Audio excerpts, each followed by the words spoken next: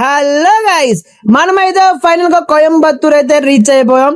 ఎటువంటి ఆలస్యం చేయకుండా సరదాగా బండెక్కేసాం ఈషా ఫౌండేషన్ కి వెళ్ళడానికి.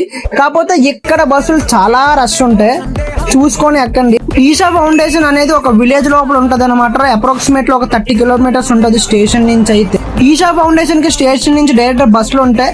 14D బస్ అయితే వెళ్తది. సో మీరు ఎప్పుడైనా వెళ్దాం అనుకుంటే పక్కగా వీడియో అయితే సేవ్ చేసుకొని పెట్టుకోండి. ఇక్కడికి రాగలే బళ్ళు లేవు, ఇక్కడ బుడక్కట్లు అయితే ఉన్నాయి. ఎద్దుల బండ్లు మీరు తిరుగుతున్నారు.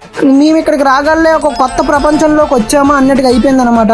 అలా ఉంది ఇక్కడ మూమెంట్ అయితే. మేమైతే ఎక్స్పెక్ట్ చేయలేదు ఇక్కడ ఇలా ఉంటది అనేసి. జస్ట్ ఇక్కడ ఆదియోగి స్టాచ్యూ ఉంటది, దాన్ని చూసేసి ఇంకా బయటకి ఎక్కడైనా ప్లాన్ చేసుకుందాం, ఊటీ గట్రా వెళ్దాం అనుకున్నాం. కానీ మాకు ఇక్కడే డ్యూటీ అయితే అయిపోయింది. ఇక్కడ వచ్చిన మేజర్ ప్రాబ్లం ఏంటంటే ఇక్కడైతే ఫోటోగ్రఫీ వీడియోగ్రఫీ అయితే అలవలేదు. కానీ మేము చేసిన బెస్ట్ థింగ్ ఏంటంటే మేము ఇక్కడ రూమ్ తీసుకోవడం.